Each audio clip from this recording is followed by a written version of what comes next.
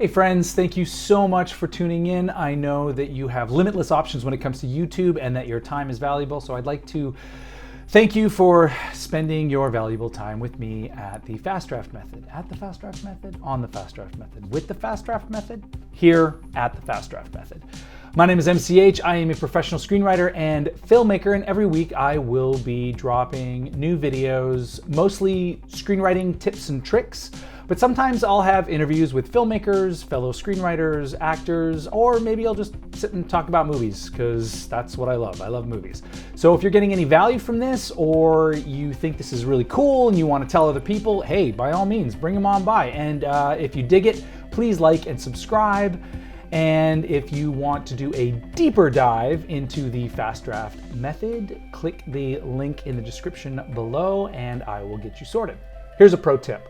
When getting notes, try and get as many different perspectives as possible. We all have biases. They are completely unavoidable, and there's nothing inherently wrong with biases. Think of it as a thought roadmap, sort of outlining how we got to where we are, right? But biases are not tattooed into our DNA. They are opinions formed from collective life experiences. And because we're adding new experiences every day, along with new information and new points of view, these biases can change. This is going to come as a surprise to absolutely no one, but I am a white male of a certain age with a specific set of life experiences. Shocker, I know. These experiences and who I am have formed the lens through which I view the world. Now, I want to think of myself as open-minded, but like it or not, I have blinders. And when I write, as well-intended as I am, those blinders often prevent me from creating a fully realized, nuanced screenplay.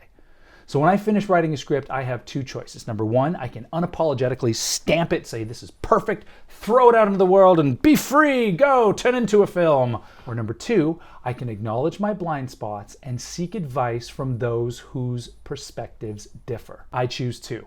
10 times out of 10. I love it when I get notes from someone who thinks differently than I do. I mean, it's a gift. People are complicated. This world is complex. I try to honor these different perspectives. Now, I'm not placating anyone.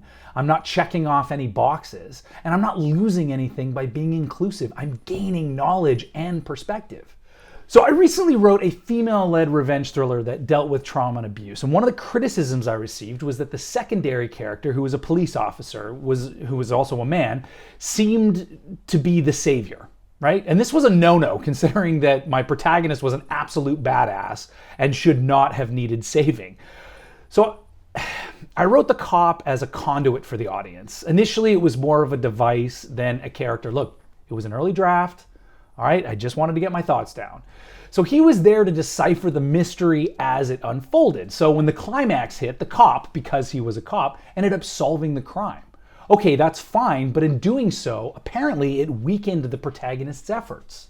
So I gave the screenplay to a few brilliant women writers whose opinion I value greatly, and it was almost in unison that they pointed out the male savior aspect.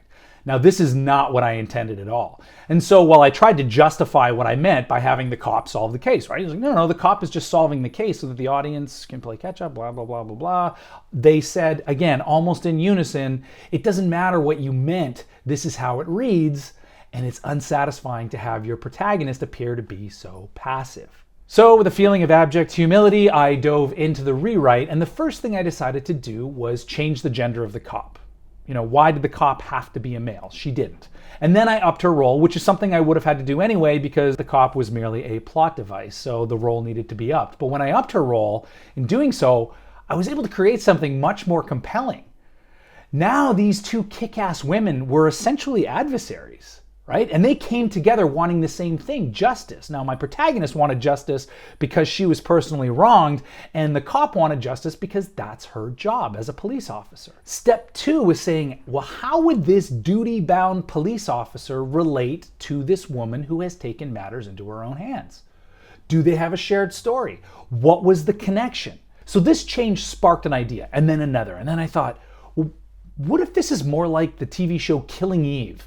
You know, two women out for justice, but in very different ways. Now, this didn't occur to me when the cop was a guy and a plot device. Again, early draft, get off my back. So after the notes from my friends and changing the gender of the character, suddenly these what ifs started popping up. And because of the shift in perspective, I could ground my characters in a reality that made more sense within the darker themes of the script. See, my protagonist didn't need saving. She was doing just fine. What she needed was to not get caught, and she needed an adversary equal to herself and not just a tour guide for the audience. I humbly asked my friends to reread the script with these new changes, and they all agreed that the screenplay was better, and they said that it felt even. Now, this is something I had never considered. It didn't occur to me that there was ever an imbalance. And that was because my inherent bias and the lens through which I viewed the world. So now when I send my screenplay out for notes, I try to get as many different perspectives as possible. I send my script out to people who look differently than I do, who think differently than I do, whose life experiences are different than mine, and I listen when they offer suggestions. Now, this isn't just gender. This includes people who physically look differently than me, or who have physical disabilities or neurodiversities, different cultural and religious views, and political leanings. This often pushes me out of my comfort zone, and that's exactly where I need to be if I want to write something compelling and exciting. All right, friends, thank you so much for tuning into the Fast Draft Method. If you're getting value from these videos, please, I would love it if you'd like and subscribe and tell all your friends, and maybe they'll get some value as well. And if you want to do a deeper dive into the Fast Draft Method, please click the link in the description below, and it'll take you to a free video that will explain the Fast Draft Method and all my screenwriting secrets. Thank you so much, and until next week, keep writing.